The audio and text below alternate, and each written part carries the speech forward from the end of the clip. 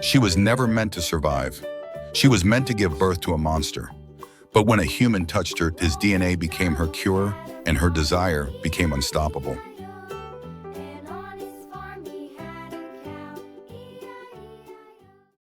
Cold, damp, pain. Those were the first sensations that bled into Allura's fractured awareness as consciousness clawed its way back from the abyss. Her turquoise eyes fluttered open their faint glow, casting dim light across slick, undulating walls that pulsed as if breathing. The air tasted of iron and rot. Each breath scraped her throat raw. For a long, shuddering moment, she didn't move, afraid that if she did, the world would start moving too. Then came the stench, a putrid blend of decay and something older stranger. It coiled through her lungs like smoke, bringing with it the copper taste of bile. She gagged and turned to her side palms, sinking into a surface that felt neither stone nor metal. It was warm, soft. The wall responded to her touch with a faint, nauseating ripple like muscle under skin. Her heartbeat spiked. This isn't a room, she realized. It's alive. Instinct overrode horror. Training flickered through the fog of fear like a dying beacon. She was Lieutenant Allura Verde of the Lysian Scout Corps. She had survived cold moons, plasma fires, and vacuum breaches. She could survive this. She had to. But as she pushed herself up, pain stabbed through her abdomen, deep, tearing wrong. Her breath hitched. Slowly trembling, she lifted her hands and looked down. Her uniform was shredded, soaked with a translucent mucus that shimmered faintly in the dim light. Beneath the torn fabric, her belly bulged unnaturally hard, distended, moving. Something inside her shifted. Not the delicate flutter of a child, not life, as her people celebrated, but a brutal alien convulsion that made her spine arch and her throat tear out a silent scream. No. The word cracked like glass. Gods, no. She clutched her stomach as if she could hold it still by sheer will. A surge of motion answered her, pressing outward, distorting her skin.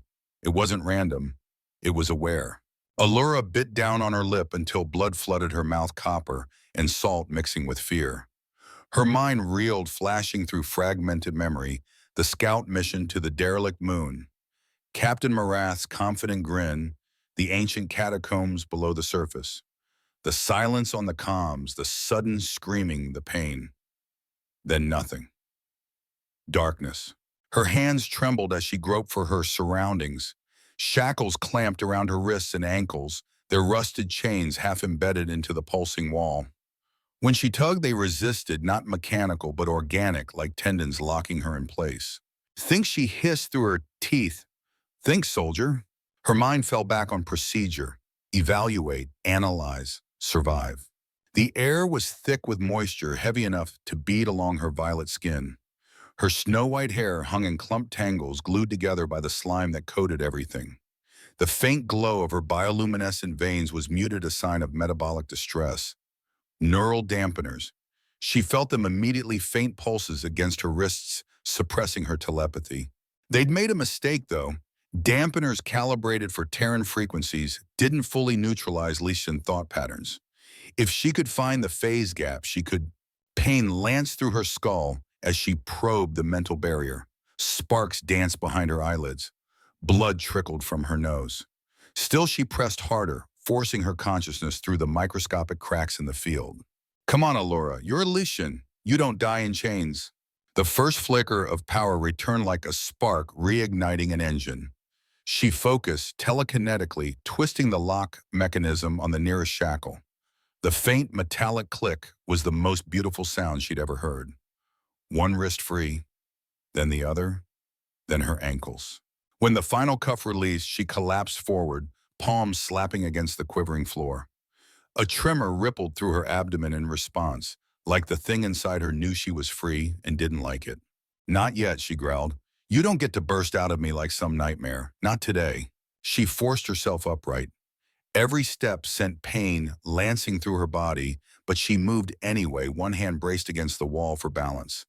The chamber's only exit was a fleshy membrane that sealed like a wound. The metallic frame around it, ancient corroded alien, was her salvation. Decades of rot had weakened it. She gathered her energy, pushing telekinetic pressure into the rusted seam.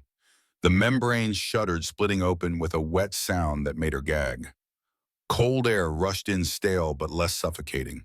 She squeezed through her body, slick with slime, and stumbled into a corridor dimly lit by bioluminescent fungi clinging to the ceiling. The tunnels were carved into the moon's bedrock, but coated with the same organic secretion that covered everything else. It pulsed faintly like a heartbeat she could feel through her boots. Allura leaned against the wall, breathing hard. Her telekinetic field flickered weakly. The effort had drained her. She needed to move. Standing still meant death. Each intersection looked identical, narrow passages branching endlessly, walls glistening as if sweating. The floor was slick, forcing her to move slowly, one step at a time. The weight in her abdomen grew heavier with every movement, pressing against her organs like a ticking bomb. 6 weeks, she muttered to herself. Maybe less. Accelerated growth rate. Artificial gestation. The words were a lifeline, a way to impose logic over chaos. She had seen parasitic implantation before. Not like this. Never like this. The tunnel widened suddenly into a cavernous chamber. Her breath caught. The architecture here was different, cleaner, angular, ancient. In the center stood the remnants of a spacecraft half collapsed under centuries of rock and decay. Its hull bore markings in an alphabet she didn't recognize, glowing faintly beneath layers of dust. Hope flared. Allura stumbled toward it, half walking, half crawling. Her trembling fingers brushed across the cold metal, leaving streaks of slime behind. The ship's systems were long dead, but when she touched what looked like a control interface, a faint hum responded. Come on, she whispered. Please. Symbols flickered to life on the cracked display. Universal Emergency Protocol. She nearly sobbed with relief. Her fingers flew across the console, inputting her Confederate identification code. Lieutenant Allura Verde Lycian Scout Corps, trapped beneath lunar surface. Unknown parasitic implantation. Request immediate extraction. Coordinates follow. The beacon sputtered, draining the last of the ship's auxiliary power, but it sent the message. A rhythmic pulse filled the chamber, echoing through the catacombs. A heartbeat of hope. Her strength finally gave out. She slumped against the console, sliding down until she sat on the cold floor. The parasite within her writhed violently as if angered by her defiance. Someone will come, she whispered, staring into the dark. Someone has to. The walls seemed to pulse faster, matching her heartbeat. She closed her eyes, focusing on the breathing drills every Lycian soldier was taught for pain control. In through the nose, out through the mouth. Conserve energy. Stay alive. The beacon kept pulsing, faint, steady, insistent. Somewhere above this tomb, light years away, someone might hear. Her hand slid protectively over her stomach, not in affection, but in defiance. You and I, she murmured to the creature inside her, we end on my terms. The echo of her words faded into the endless tunnels swallowed by the moon's silence. The faint glow of the beacon flickered one last time, a fragile thread of hope cast into the void. And then in the crushing darkness, Allura waited. Waited for salvation. Waited for him. Silence pressed against her skull like a physical weight. The kind of silence that made you forget what sound was until even your own heartbeat felt foreign. Allura stirred her back against the corroded hull of the ancient ship. The beacon still pulsed faintly behind her, each flash a ghostly heartbeat in the dark. She had no sense of time anymore. Minutes or hours, it all blended together in the suffocating gloom of the catacombs. The air was cold, the kind of cold that crawled under the skin and stayed there. Her breath came out in ragged wisps of white vapor. The stench of decay was everywhere, but she had learned to stop gagging. You adapted or you died. Move, she whispered to herself. The word felt strange, heavy. Keep moving. Her legs protested as she pushed herself upright. Every step was a negotiation between willpower and pain. The chains had torn the skin around her wrists raw, and her belly, her cursed alien belly, felt heavier by the minute. The parasite inside had become restless, shifting in violent pulses that made her teeth chatter. 6 weeks, maybe less, she repeated in her mind. But the truth was darker. Whatever was inside her wasn't following any natural growth cycle. It was accelerating, feeding. The tunnel stretched ahead like the intestines of some colossal creature. The walls glistened as though sweating. Each time she brushed against them, a faint pulse of heat responded alive aware. She hated it. She feared it. And yet in a strange way, she began to understand it. Every heartbeat she took, the thing inside her seemed to listen. There was an eerie synchronicity forming between them, a shared rhythm, a parasite's lullaby. "No," she muttered, "you don't get to bond with me." Her voice echoed faintly down the corridor, and for the first time she noticed the acoustics wrong uneven. It wasn't stone that shaped the echoes, but something softer, organic, like the whole place was exhaling around her. At one junction, she found the remains of her team. The sight froze her blood. 6 skeletal figures fused into the wall, their faces twisted in eternal agony. The armor of the Lycian Scout Corps still clung to their forms, corroded and half absorbed into the pulsing flesh of the tunnel. She recognized one Captain Marath, her commanding officer. His faceplate was cracked open, and from the hollow cavity of his chest, vines of bioluminescent tissue grew outward like veins seeking light. Her breath hitched. "Captain." A tendril twitched in response. She stumbled by, pulse racing. The walls shifted, tightening as if reacting to her fear. She didn't stop to think, she ran. Pain shot through her abdomen with every step, but she ignored it. The tunnel seemed endless, spiraling downward instead of up. The further she went, the more the walls changed, less organic, more mechanical. Panels of old alloy jutted through the slime, humming faintly with residual energy. A voice whispered in the back of her skull. Not hers, not the creatures, something older. "We made them perfect." The echo wasn't in sound, but in thought. A residual psychic imprint, a memory scar left in the environment. The Lycian were mildly telepathic, and here in this ancient grave, her mind was being dragged through ghosts of the past. She saw flashes, images burned across her consciousness like lightning. Scientists in armor, etched with alien runes. Cylinders filled with embryos that shimmered like molten silver. Screams cut short as containment failed. Then fire. Endless fire. The vision snapped, and Allura collapsed to her knees, panting. Her head pounded. The parasite stirred again, perhaps sensing her distress. "Stop it," she hissed. "Stop moving." Her fingers dug into her abdomen. For a moment, the motion ceased, and she could almost imagine it listening like an animal soothed by its handler. But the peace lasted seconds. Then came a stronger movement, a throb that made her vision blur.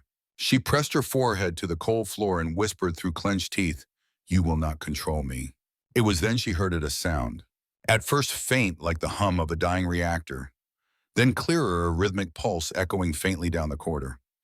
It was the distress beacon amplified by the catacomb's strange architecture. Hope returned like oxygen after drowning. She forced herself up and followed the sound, limping through the twisting tunnels. The passage opened into a smaller chamber she hadn't seen before. In the center stood a cracked observation terminal, its glass coated in dust.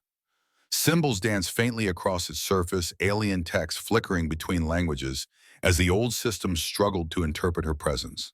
She approached, hand trembling, and wiped away the grime. The display stabilized, showing lines of text she could barely comprehend. Her translator implant flickered to life, auto-decoding fragments. Experiment Project Genesis. Objective weaponization of parasitic reproductive systems. Status failure. Containment breached. Species extinction confirmed. Her heart sank. This wasn't just a tomb, it was a lab. She scrolled further down the screen, but the display glitched, data corruption millennia old. Still one line burned into her mind. Subjects displayed partial telepathic bond with hosts. Synchronization accelerates gestation.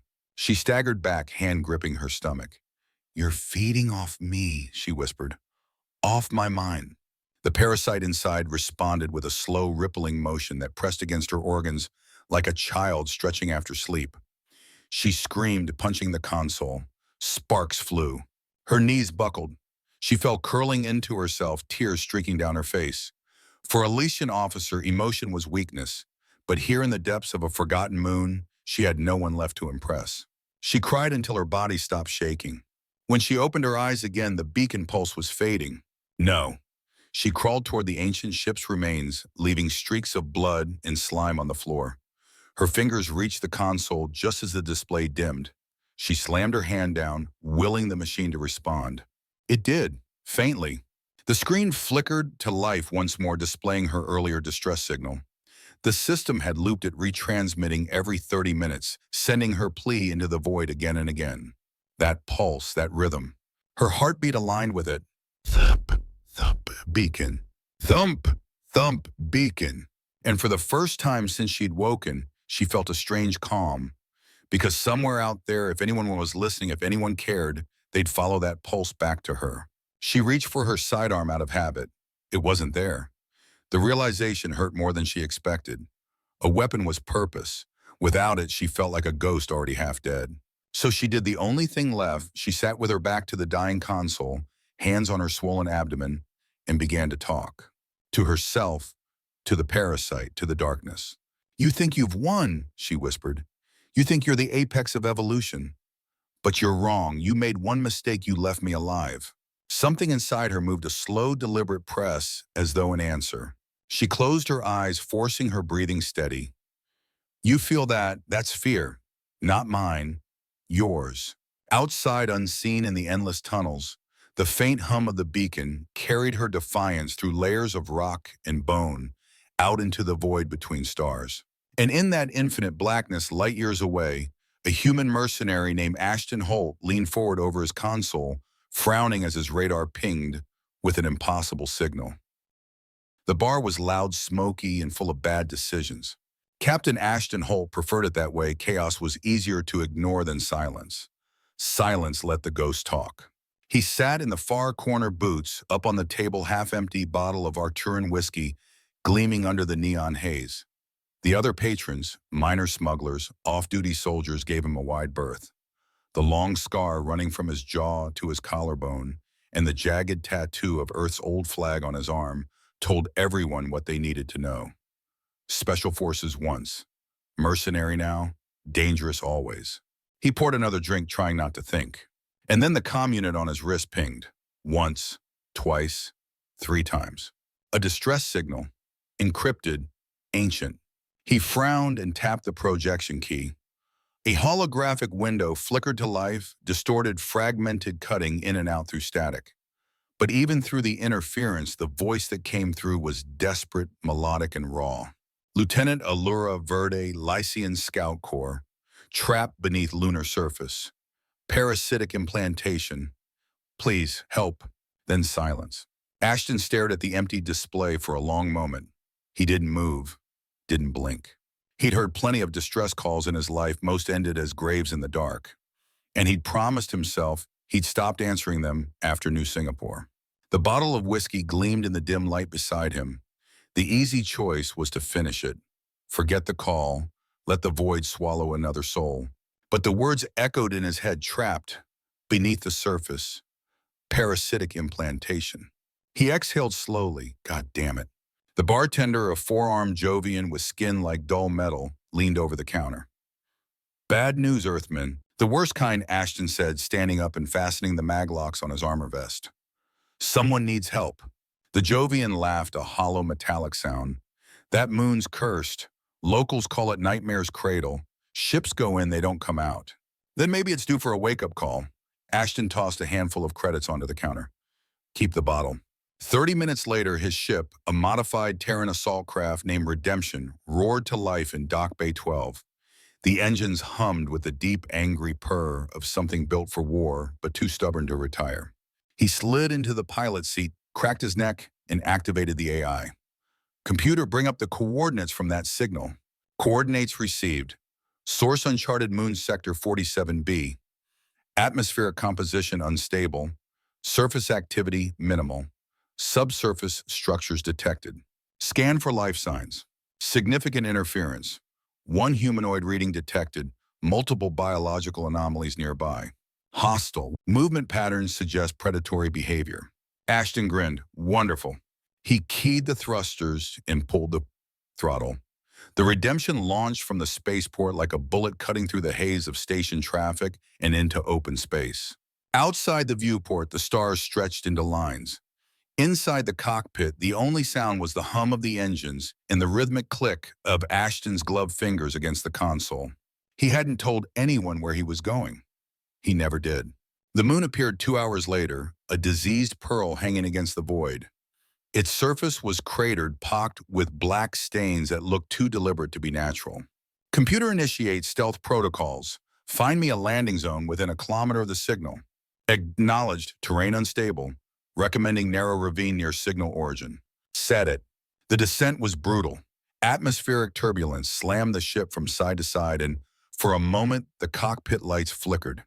Ashton gritted his teeth and rode it out.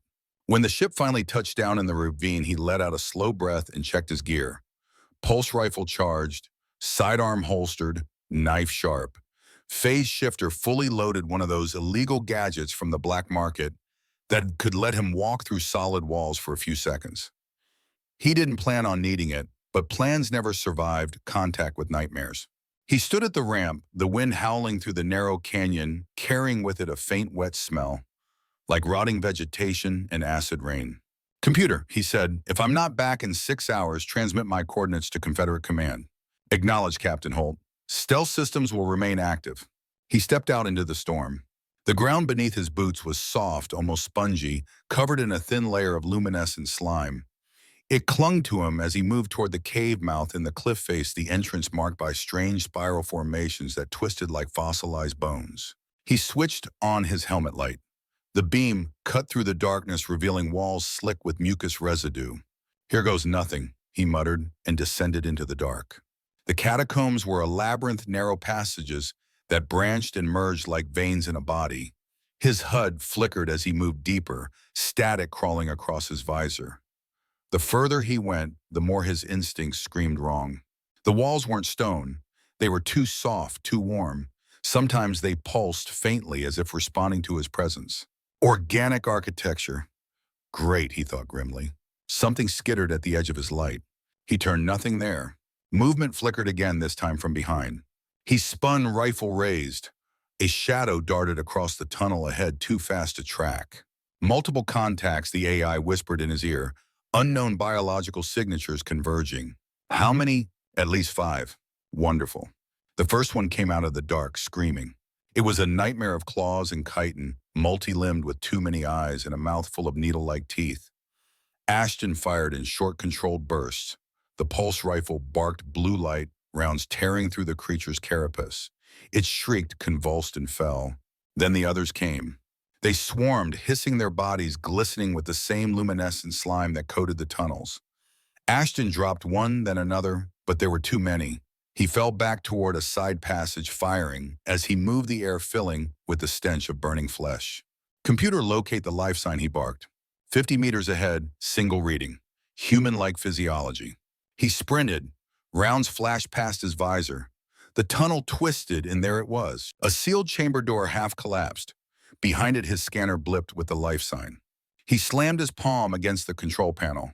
The door groaned, stuck halfway open. He shoved through and rolled inside, turning to blast the panel and fuse it shut. The noise outside faded. For a heartbeat, he just breathed.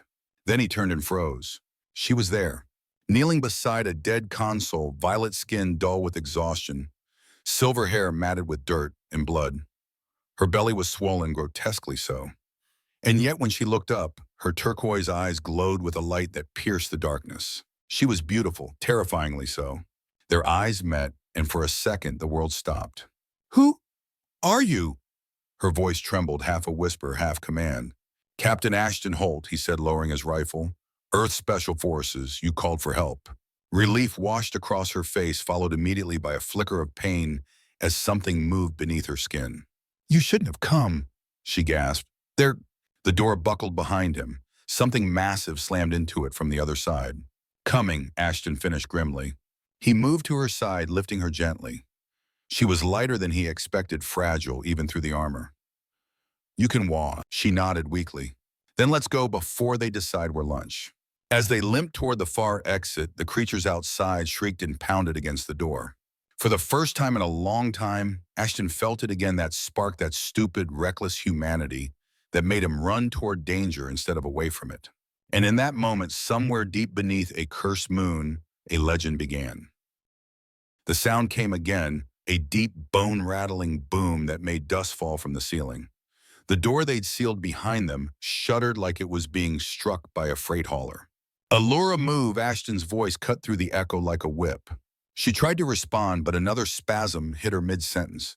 Her knees buckled, and she clutched her abdomen, teeth bared in pain. Something under her skin shifted violently, a pulse of alien life, trying to escape its prison. I can walk, she forced out, trembling. You're not walking, Lieutenant. You're surviving. He hooked one arm under her shoulders, lifting her against him. Her violet skin was cold to the touch, slick with moisture.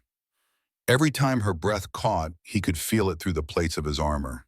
The corridor ahead twisted downward in a series of irregular steps, half rock, half organic matter. The floor was sticky, pulling at his boots, as if the tunnel itself didn't want to let them go. Behind them, the metal door groaned again. This time it screamed. A single claw, black, glistening serrated, punched through the center of the panel. Ashton's instincts screamed move. He slung his rifle onto his shoulder and drew the phase shifter, a compact wrist-mounted device that hummed to life with a flickering blue glow. Close your eyes, he ordered. What? He didn't wait. He pressed the activator. For 2 heartbeats, reality blurred. They passed through the wall of the tunnel, molecular dissonance rippling around them like liquid lightning. The world snapped back into focus as they stumbled into a parallel passage, the shock wave of the pursuing monsters vibrating faintly through the wall behind them. Allura gasped, clutching her chest. You phased through solid matter. Don't get used to it. The thing's on a 3-second charge. Try it longer, and we end up inside a wall. He didn't add like my last partner did. She didn't need to know that. The new tunnel sloped upward, but it wasn't an easy climb. The walls were slick, the floor uneven. Ashton scanned the path ahead, noting flickers of movement on his HUD. More signatures up top, he muttered. At least half a dozen. Guardians, Allura whispered. Her voice carried the hollow weight of realization. They're not predators. They're protectors. Protecting what? She hesitated. Whatever's growing inside me. Ashton looked at her sharply.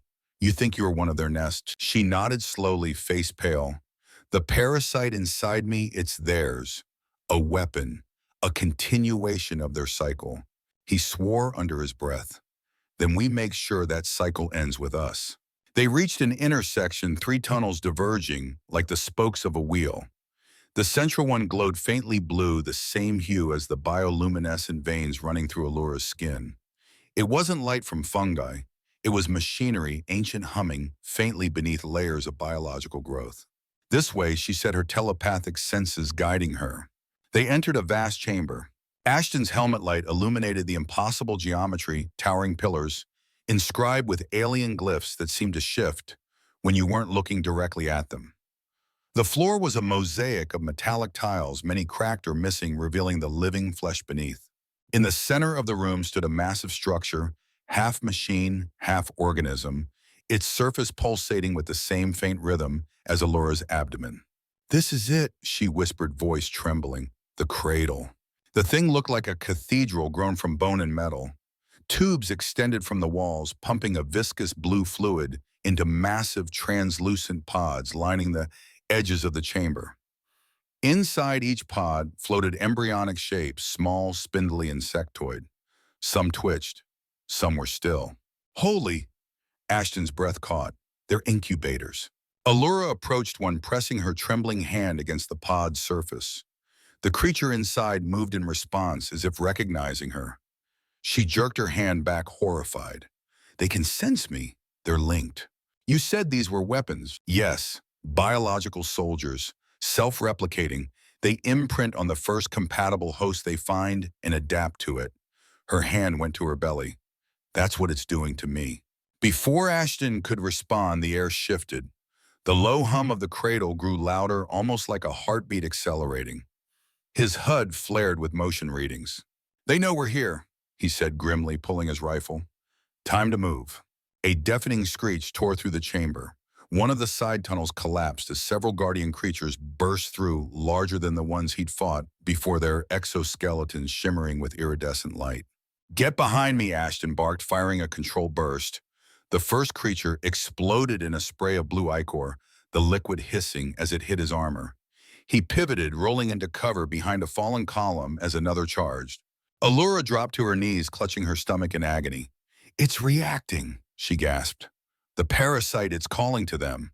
Then tell it to shut the hell up. She tried her telepathic energy, flaring weakly, as she fought for control, but the pain was too much. She screamed and the chamber's walls responded with a low, resonant tremor. The entire room seemed alive, throbbing in sync with her cries.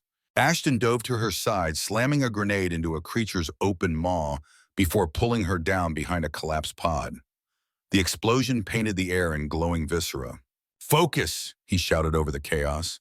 You're stronger than that thing inside you. Prove it. Her eyes snapped open, glowing brighter. She pressed her hands against her belly, whispering in her native tongue words Ashton couldn't understand, but felt in his bones. The walls shuddered, the light in the pods dimming. The Guardians faltered, momentarily confused. Ashton didn't waste the opportunity. He leaped up, firing precise bursts, 2 shots, 3 kills. His movements were sharp, efficient, lethal, a dance of violence honed by years of war. One of the Guardians lunged, claws catching his shoulder plate. He spun with the motion, driving his vibroblade into the joint of its armor, twisting until the creature collapsed in a spasming heap. Blood blue and human red smeared across his armor. His breath came ragged, but he was grinning. I thought you said they were protectors, he growled, reloading. They are, Allura said, rising shakily to her feet. And now they're protecting their future from us. Then let's kill their future. They ran, weaving through collapsing catwalks and rupturing pods. The parasites inside began thrashing, their translucent membranes tearing open as embryonic creatures spilled onto the floor. Ashton fired until his rifle overheated, switching to his sidearm. Allura reached the control dais in the center of the cradle. Her trembling fingers danced across the alien interface, guided by instinct and fragments of Lycian linguistic training. There's a fail-safe, she shouted. An overload protocol. Activate it. I can't without power. Then I'll give you power. Ashton grabbed a live cable from the wall, sparks flying as he jammed it into the main console. The chamber blazed with sudden light. Alarms, ancient and alien, howled like dying gods. Allura now. She slammed her palm onto the control pad. The floor beneath them pulsed violently, the biostructure convulsing as energy cascaded through its veins. The Guardians shrieked in unison, their bodies disintegrating in the energy surge. The cradle was dying. Ashton hauled Allura into his arms. We've got seconds. The walls began collapsing inward, liquefying as the structure's organic components melted. He sprinted toward the tunnel ahead, every step a gamble on whether the floor would hold. Behind them, a wave of molten tissue and fire chased their heels. They dove through a narrowing gap just as the entire cradle imploded, sealing itself shut with a sound that wasn't quite an explosion, more like a heartbeat stopping. Silence returned. Ashton lay on his back chest, heaving, Allura draped across him. Her body was trembling, but her eyes were open, glowing faintly in the darkness. You blew it up, he said between gasps. I neutralized a galactic bioweapon system, she corrected weakly. Big difference. He chuckled, a rough, tired sound. You're something else, Lieutenant. Her gaze softened. So are you, Captain Holt. For a long moment, neither spoke. Just the sound of their breathing, steady and human, filling the ruined tunnel. Then faintly from the communicator at his belt, signal lock confirmed. Extraction route possible. He looked down at her. Looks like your call got through after all. Allura smiled, faint but real. Told you someone would come. Ashton grinned. Yeah, me. And together, surrounded by the ashes of an ancient nightmare, they began their long climb toward the surface, unaware that their real war was only just beginning. The surface of the moon looked nothing like salvation, just a graveyard of ash and bone under a dying sun. The Redemption sat wedged in the ravine where Ashton had left it, its matte black hull scarred by dust storms and time. From a distance, it looked like another piece of debris. But to him, it was home, a battered machine that had outlived more battles than any soldier should. All right, Lieutenant, he said, lowering Allura to the ramp. Home sweet hell. Her legs nearly gave out the moment they touched metal. He caught her before she fell, his arm instinctively circling her waist. She tried to protest, but exhaustion robbed her of breath. The parasite inside her pulsed visibly now, a rhythmic bulge beneath her violet skin. Don't let it win, she gasped. Not planning to. He guided her into the med bay, sealing the hatch behind them.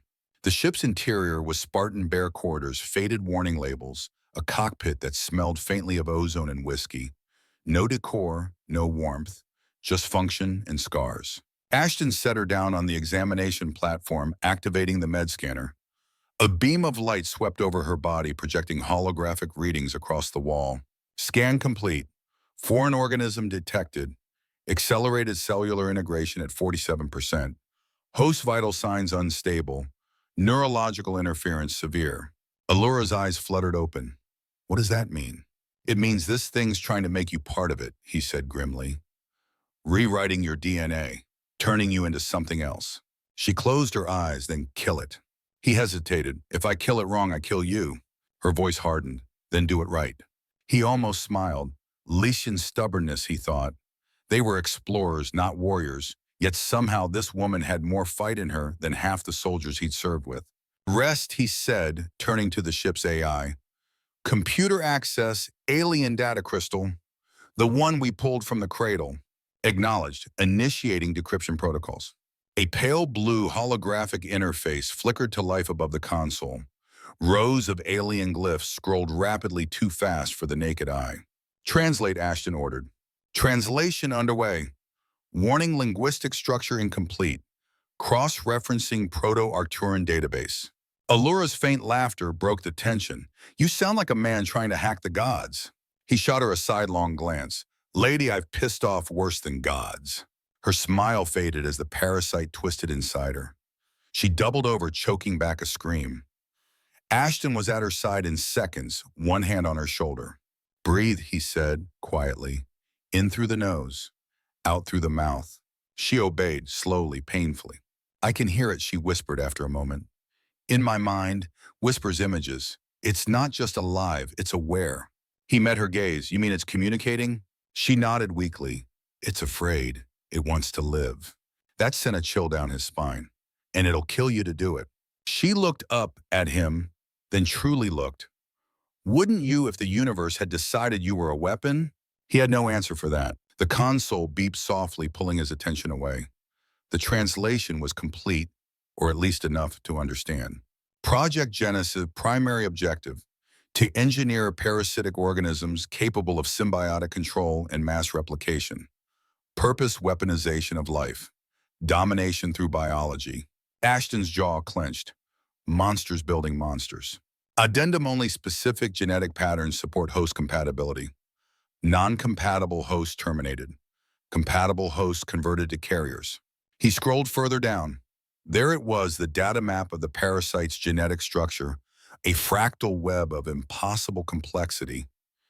He stared at it until the lines blurred. Then he noticed something, a highlighted segment annotated in alien script. Computer, isolate that region. Segment corresponds to genetic failsafe. Organism cannot survive in presence of immune markers consistent with pattern gamma 7 tau. He frowned.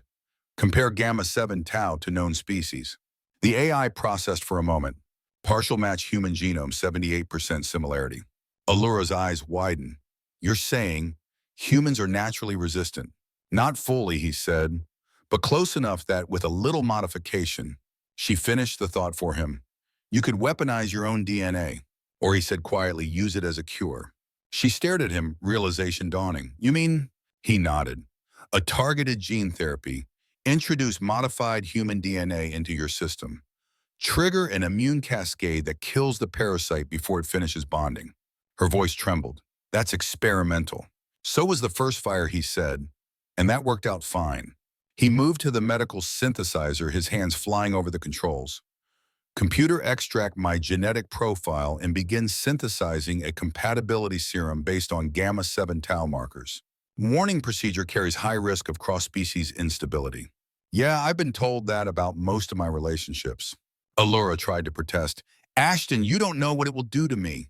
He turned, meeting her gaze, steady, unflinching. I know what'll happen if I don't.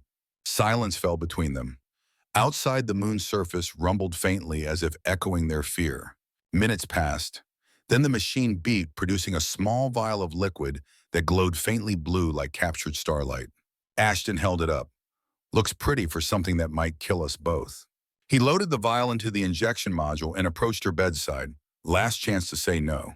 She looked up at him, weary, beautiful, unbroken. Do it. He nodded and pressed the injector against her neck. The hiss was soft, almost gentle. Then came the screaming. Allura arched back her body, convulsing violently as the serum spread through her veins. Her bioluminescent markings flared, glowing so bright the room filled with blue fire. Ashton gripped her hand, holding her steady. "Stay with me," he shouted over the hum of the machines. "Don't you dare quit on me now." She gasped for air, her voice breaking. "It's burning inside me." "That's the point," he growled. "Burn it." The parasite reacted violently, twisting and clawing against her insides. Through the scanner, he could see its cell structure collapsing, devouring itself in biochemical panic. But it wasn't dying quietly, it was fighting back. Her pulse spiked, her body temperature rose dangerously.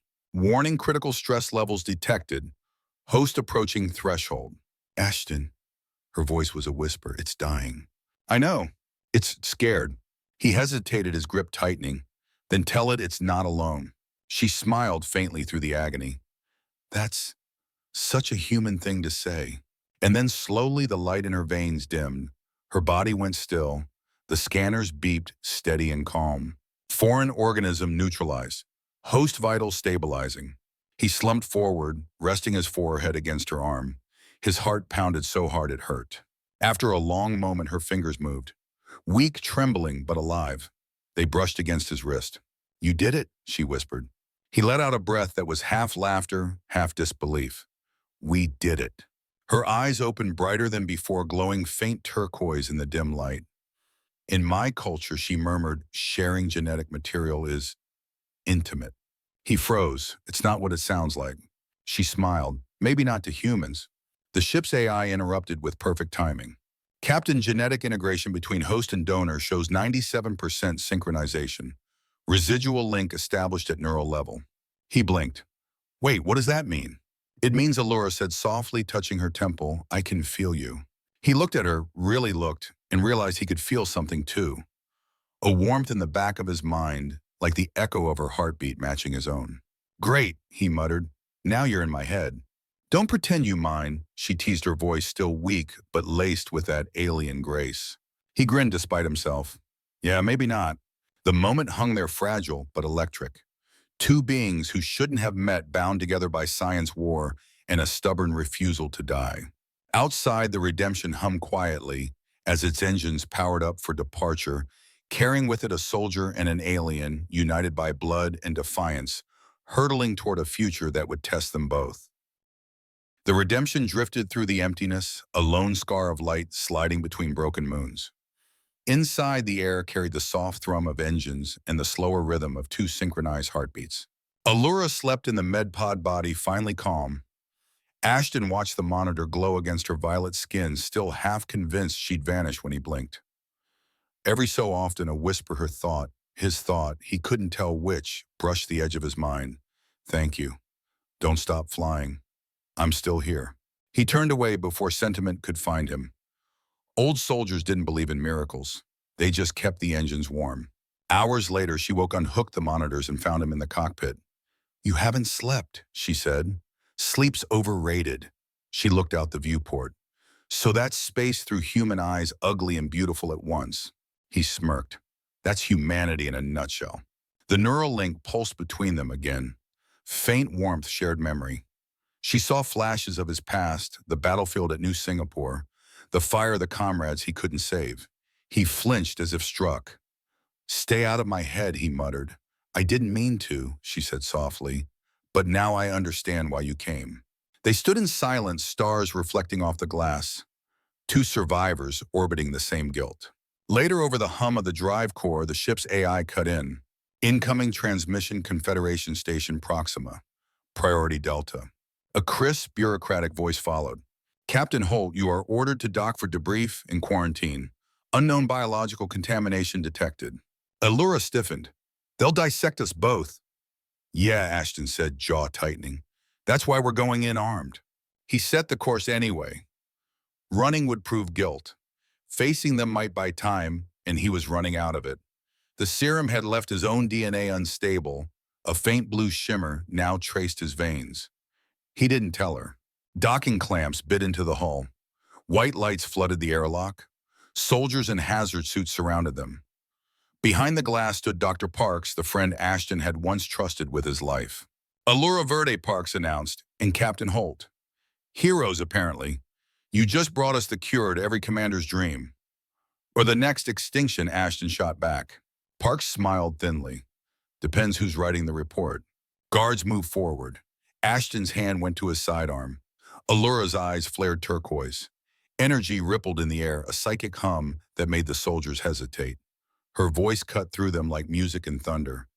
You will not touch him. For an instant, the room itself seemed to bend around her will. Then alarms blared, containment breach, unknown energy surge. Ashton grabbed her wrist. Easy, Lieutenant. Let's not start a war yet. Parks looked shaken but intrigued. You two are linked at the neural level, aren't you? Fascinating? Yeah, Ashton said. Try fascinating us again and I'll test how human you still are. They were confined, but only on paper. By the second night, Ashton had already mapped half the station's security routes. Allura had learned to disrupt cameras with a single thought. Together, they became what the Confederation feared most, a soldier and a telepath acting as one mind. From their cell window, they could see the ship that had saved them, hanging silent outside the docking ring. The Redemption waited like a loyal beast. You named it after guilt, Allura said quietly. He nodded. Maybe after tonight it'll finally mean something else. The next day, the alarm screamed for real. A captured Guardian embryo had broken containment. While the station panicked, Ashton and Allura slipped free, following the chaos back to the docking bay. She staggered once, clutching her head. It's calling again, she said. Another parasite alive. Then we finished the job.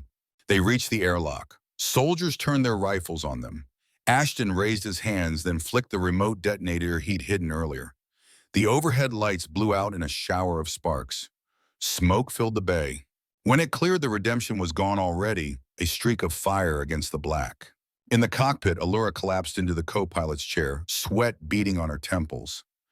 You risked everything, she whispered. He looked at her, a rare, tired smile tugging at his mouth. That's kind of our thing, isn't it? She reached out, her fingers brushing his. The neural link pulsed warm, steady. Through it, he felt her gratitude, her exhaustion, and something deeper, trust. Outside, Proxima's light fell away, replaced by the vast dark between stars. Where now, she asked. Anywhere they're not. He engaged the engines. The Redemption leapt into faster-than-light, leaving behind the ghosts of both their worlds. And somewhere within that infinite dark, their shared heartbeat echoed a human rhythm, inside an alien song, proof that even after horror and betrayal, redemption was still possible. The Redemption came out of FTL like a wounded beast, engines shuddering from the strain. Proxima Station loomed ahead, a metal spider in orbit around the Crimson Dwarf, its docking arms glowing faintly in the stellar haze. From this distance, it looked peaceful. But peace, Ashton had learned, was the universe's favorite lie. Allura, wake up, he said, shaking her shoulder gently. She stirred in the co-pilot seat, eyes flickering open, still radiant with that unearthly turquoise light. We made it. Yeah, but I don't like what I'm seeing. Through the viewport, patrol craft moved in tight formations around the station. Military, not civilian. Ashton's gut clenched. Confed intelligence. Lots of them. They intercepted the signal. Allura murmured, her voice hollow. They know about the parasite. Then they'll want you alive for the wrong reasons. He opened a comm channel anyway. Running would only prove guilt. This is Captain Ashton Holt, Independent Transport Redemption, requesting emergency medical docking. One critical passenger, xenobiological contamination. Static, then a clipped mechanical voice. Acknowledged Redemption, docking bay 17, maintain quarantine protocols. Something in that tone made the hair rise on his neck. Computer, he muttered, scan the station for unusual energy signatures. Result, multiple high-density fields consistent with containment barriers. Weapons powered. Yeah, thought so. He turned to Allura. Listen, the moment we dock, keep your hood up. Don't speak unless I say so. Let me handle it. She smiled faintly. Since when do you handle diplomacy? He smirked. Since I ran out of grenades. The docking clamps locked with a metallic hiss. Sterile light flooded the bay. Figures in white hazard armor waited beyond the airlock, rifles slung low but ready. Ashton disembarked, first, hands raised. Easy boys were the good kind of contaminated. No one laughed. The lead officer's visor reflected his face back at him. Captain Holt, surrender all weapons. He unbuckled his sidearm and pulse rifle, placing them on the floor. The soldier kicked them aside, then gestured to Allura and the alien. She's a Confederation citizen, Ashton snapped. Lieutenant Allura Verde Scout Corps. Not anymore, the officer said. She's evidence. That single word detonated his restraint. He stepped forward, fury in his eyes. She's not evidence, she... A soft hand on his arm stopped him. Allura's voice brushed his mind like silk. Not yet. Let them think they're in control. He swallowed hard. You're enjoying this psychic thing, aren't you? Only when it keeps you alive. They let themselves be escorted through cold corridors lined with observation glass. Behind the glass, men in lab coats, data displays showing parasite schematics in one containment pod holding a small twitching organism suspended in gel. Allura froze. They found another. Ashton's jaw tightened. No, they made another. The interrogation chamber was all steel and silence. A single table, 2 chairs. And waiting for them, a man Ashton recognized the moment he stepped inside Commander Drayson Intelligence Division, the kind of bureaucratic predator who could smile while cutting a throat. Captain Holt Drayson said smoothly, extending a hand he didn't mean. The Confederation owes you thanks. You've recovered technology of immeasurable strategic value. Ashton didn't take the hand. That technology almost killed her. Drayson's smile didn't waver. Collateral progress. He turned to Allura, eyes coldly fascinated. You're an extraordinary specimen, Lieutenant. Do you realize what your biology represents? A living key to controlled parasitic weaponry? She stared back defiant despite the tremor in her voice. You think you can control something that wiped out its creators? We learn from their mistakes, Drayson said. Humanity survives by improving the tools it fears. Ashton stepped between them.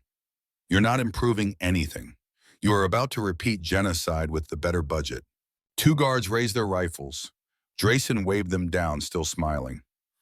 You always were sentimental, Captain. Perhaps that's why Earth discharged you. Honorably, Ashton snapped. You read the report wrong. Oh, I read the classified one. The air between them crackled with tension.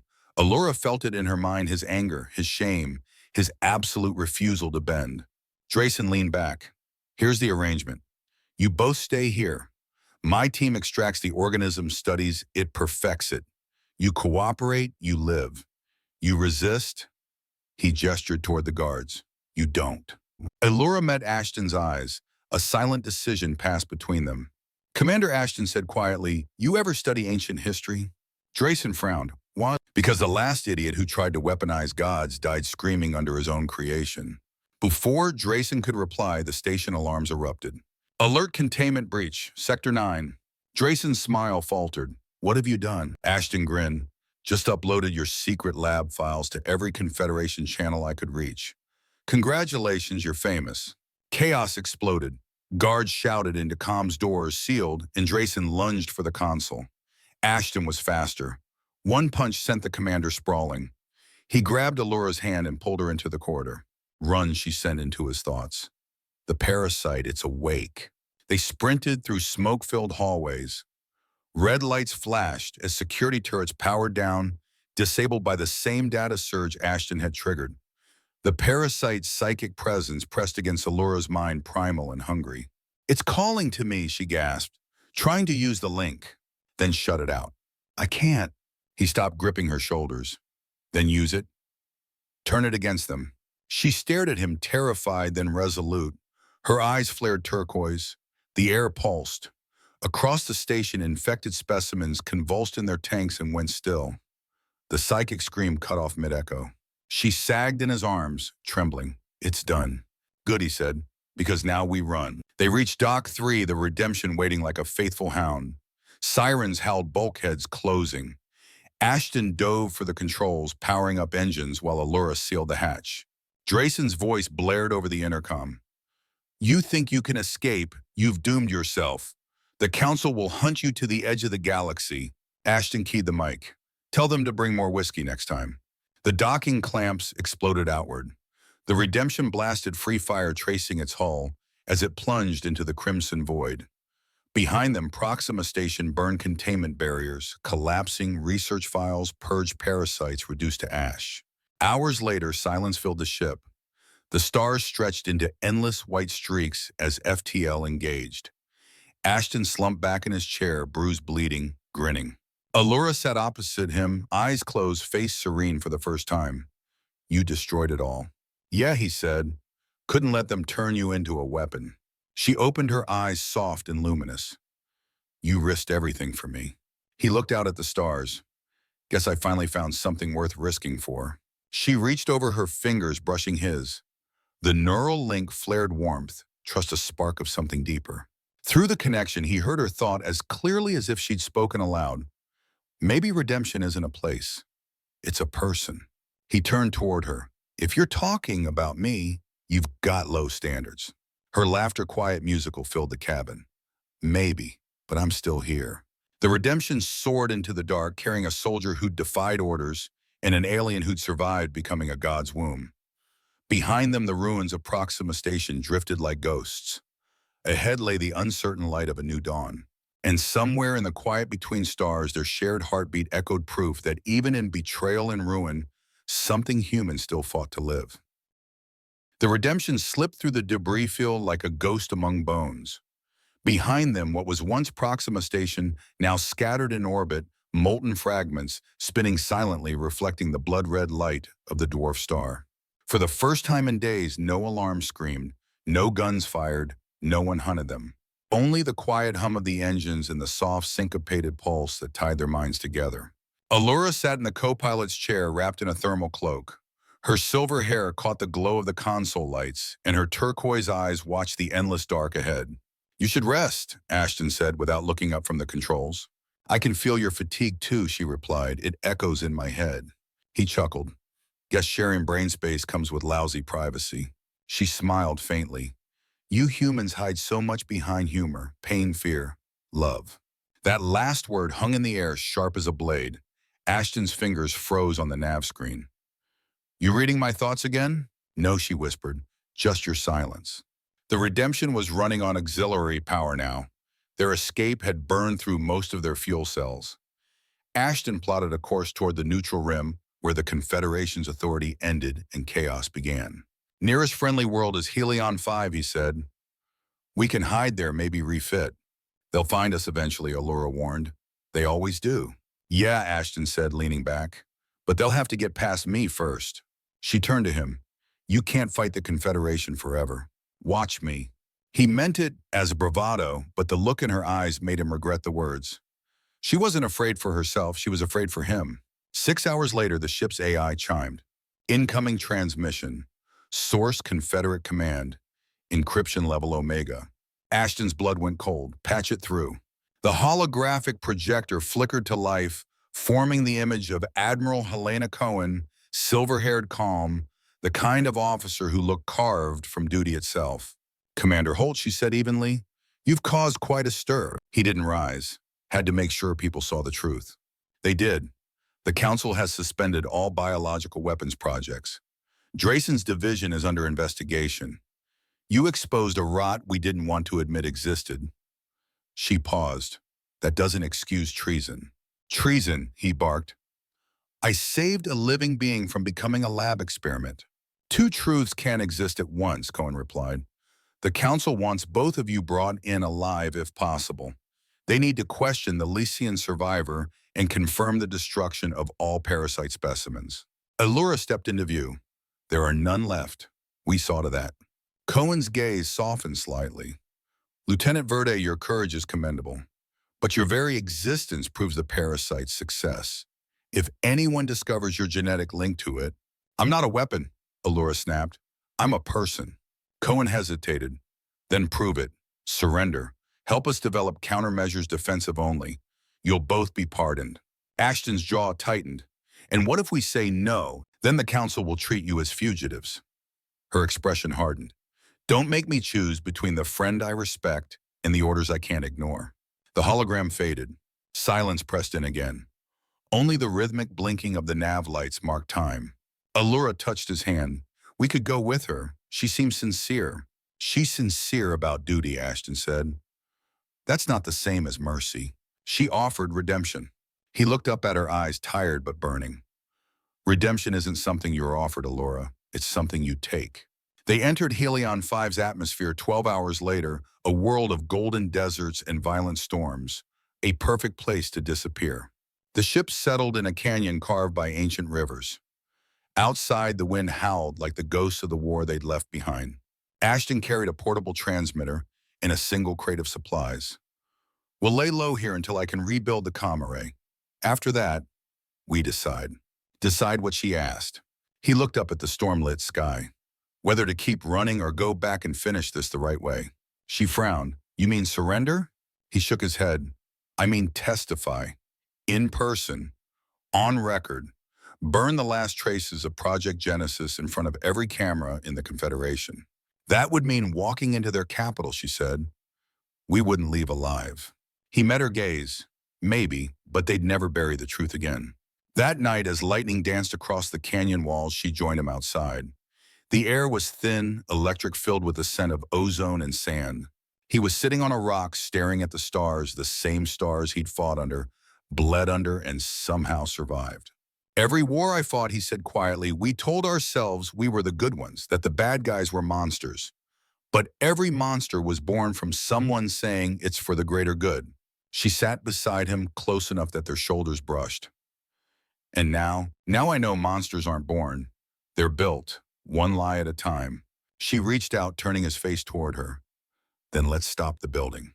He studied her, the alien glow in her eyes, the faint blue veins under violet skin, the quiet strength that had outlasted every nightmare. You realize if we go back, they'll dissect you for what's in your blood. Her smile was soft, defiant. Then they'll have to dissect us both. Something broke loose in him, then all the walls he'd built between soldier and man, duty and desire. He leaned forward, and this time when their lips met, it wasn't desperation. It was promise. Their minds intertwined fully, thoughts overlapping, emotions bleeding together. Fear, hope, love, guilt, until there was no line between human and alien. Only the shared pulse of life, refusing to surrender. Dawn came red and furious over Helion 5. The storm had passed, leaving the sky clean and sharp.